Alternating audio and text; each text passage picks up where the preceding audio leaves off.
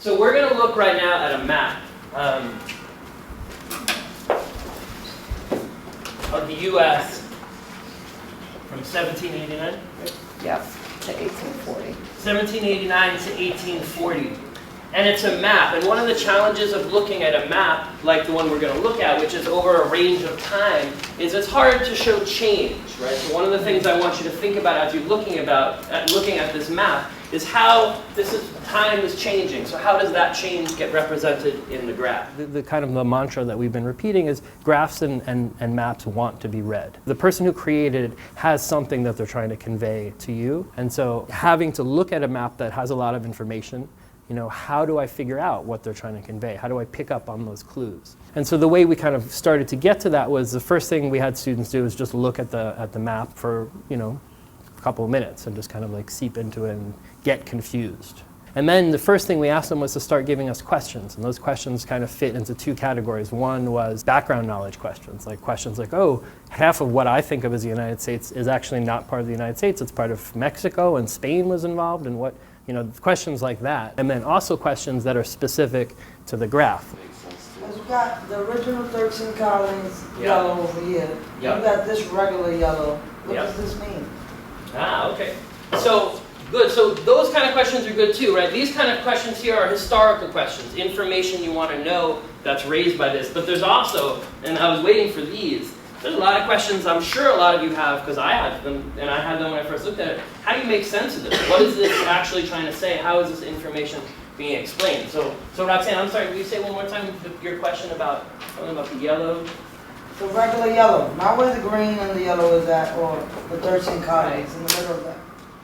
So what does that yellow mean in between the colonies and the green? And the pink. And the Louisiana Purchase. Yes, okay, good. Okay, good. Any other questions just about how to read this map? How the information is conveyed here? All right, well let's see. Then let's start talking about how it works. And if more questions come up, we'll get them. So we're going to have the questions over here. I'm going to take some notes over there, and we'll see at the end to make sure that we've answered all these questions. And if not, we'll go back and touch the ones that we haven't. So, who wants to start us off? Explain to me how this map works. It's the map of the U.S. and Great Britain controls some of the U.S. and Spain. And you know why the other half is like that. So that's a question. Why this part of Spain was there? Why England was still there? Why Britain was still there? But how does this map work? Broken up into sections. So broken up into sections. So where does it start? From the original colonies. From the original colonies. How do you know it starts in the original colonies? It says original 13 colonies. Yeah. Okay, but how do you know the original 13 colonies? Like, there's an album that came out last year, the original, Ray's Original Pizza is not Ray's Original Pizza. Just the word original. Is there anything else that tells you that that's where this map starts? It's the original 13 colonies. Anything else? Any other information there?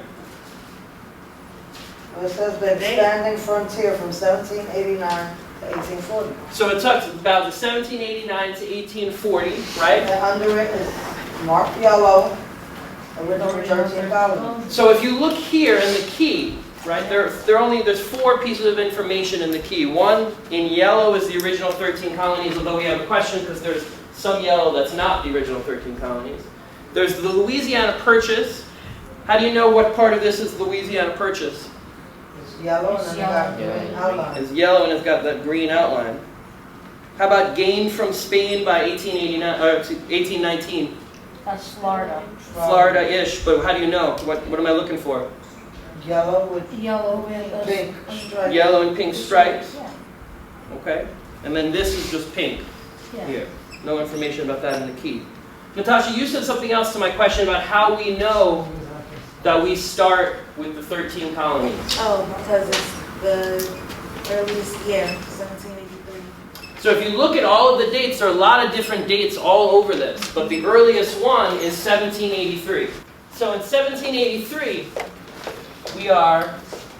the United States is the 13 colonies.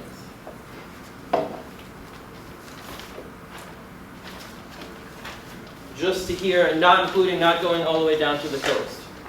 So now we have what comes next.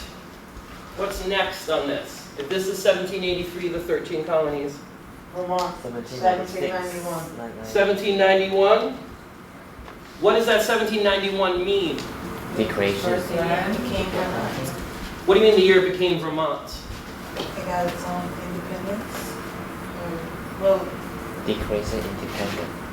So when you're let's pause for a minute for this graph and talk about this map and talk about maps in general. But it's the same, it's true for graphs, right? We've talked about when someone creates a graph, they want you to be able to understand it, right? So any information they put here, they've also put a clue for what that information means. It's like a puzzle, we have to figure it out. So there's something here that should tell us what that 1791 is. So where can we look on a map if we want to figure out how the information is organized? Like the corner in the bar. So if we look in the corner in that box, right, in that key, is there anything in that box in the corner that might help us what those numbers mean? Yeah, the statehood. So say that again. The date show year of statehood. So the dates show year of statehood. You know, going back to that idea of that graphs are complicated but want to be read, that's how you read them, right? You kind of look at something and say, wait, what does that mean? And then you kind of have to take it all in and try to figure out the answer to that question. It's just like asking question and then answering this question, asking this question, answering the question. And so I kind of wanted to model that process just a little bit as a large group. And then we started just going through it piece by piece, and kind of my goals in that activity were how you know. Like, so when I asked students to, anything that students said, when I said, what do you notice, what do you see, where does this start? Different people said different things, but it was always, how do you know? How is the graph telling you that story? How is it giving you the information that you need to get at that piece of it? So the dates show year of statehood. Anyone want to guess what that means? Expand? When the colonies expand, because it said expanding frontier from 1789 to 1840. Right. This is when the more colonies, the independence of the, right, so first. Wait, finish that thought? Yeah, I just had an idea about, they just get, I don't know, I guess they own a group, the governance or Wow, so what I liked about it, because someone asked, well, 1783 is the original colonies, but this map is 1789, and there's some disconnect there. But I like the way you put it, that this map is really about the 13 colonies. This is what started it. This is what fought the revolution, the 13 colonies, right? What this map is about is 1789. After that, how the United States went from looking like that. That was the United States. How expanded. How those 13 colonies became, and this isn't the whole story because we don't have California yet, but how we started, how things got chunked on and added to those 13 colonies. So in 1783, we were just the 13 colonies. 1789, we had just won a war and ratified a constitution. So now we're starting to expand. So now we have these states, some of these states in yellow have these numbers underneath them, and Eileen found in the key down here the explanation that dates show year of statehood.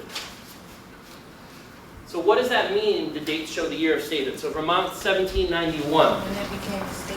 When they became a state, right? There was land there were people living there, but it's when they became a state, when they joined the United States, right? We think about the United States as just a country, but it's actually a union. It's a united, all of these different states.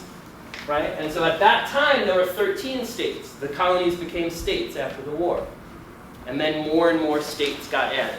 So when we look at the dates that show the year of statehood, that's the year that it became a state. Right? So after the 13 colonies, the first state was? Vermont. Vermont.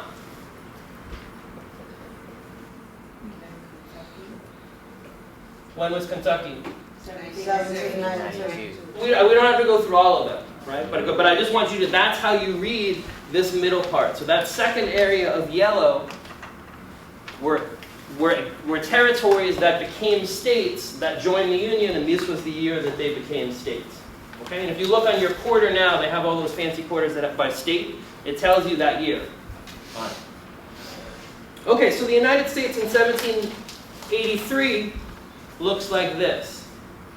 Right? Not including this, Vermont, and not including Florida. Then we start adding all of these states down in here.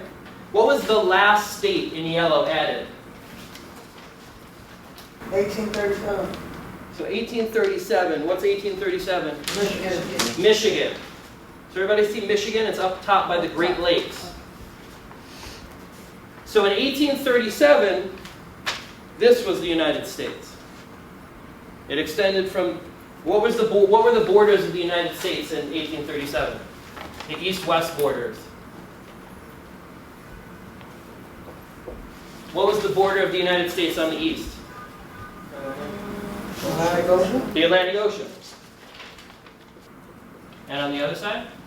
Mississippi River. That Mississippi River, right? See, look at that Mississippi River. A lot of the maps we're going to look at, you'll see different views of it, but it's a huge river in the United States history, and at this point it was the border, right?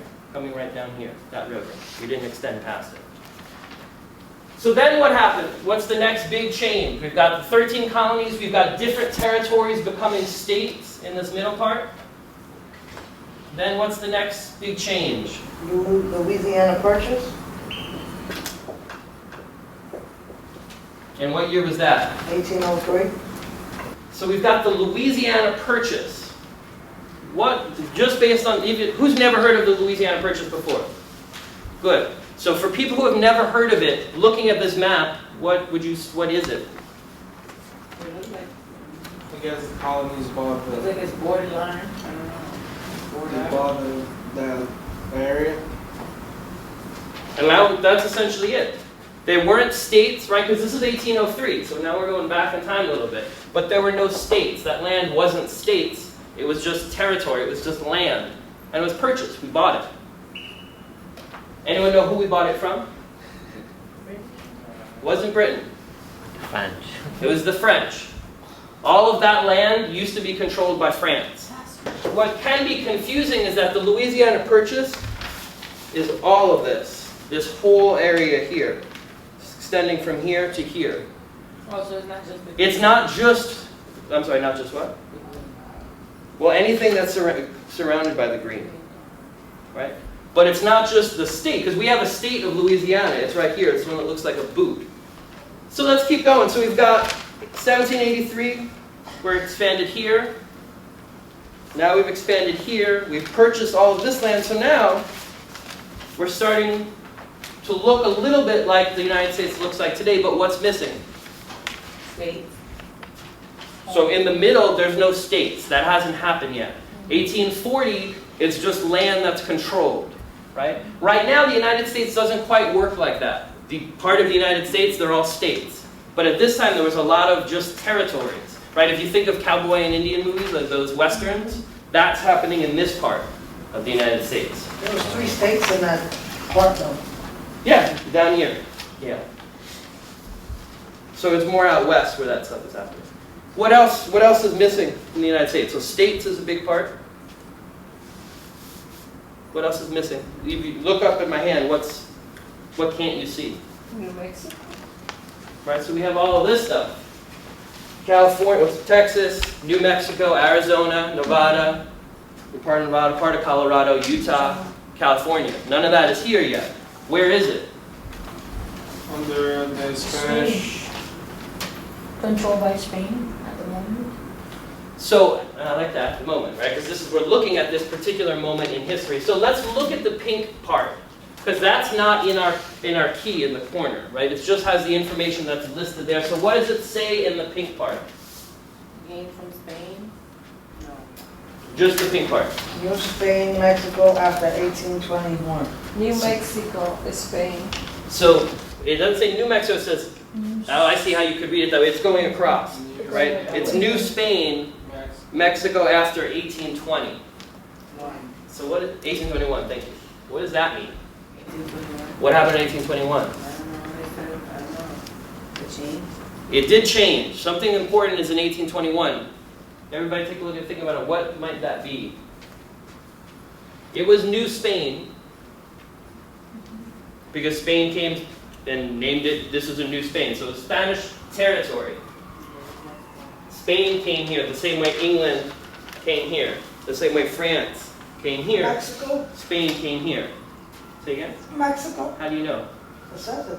So what happened in, what does it say? Became New Spain, Mexico. In Mexico, I guess that was 1821. So it was part of Spain, and then in 1821, It became Mexico. it became part of Mexico, right?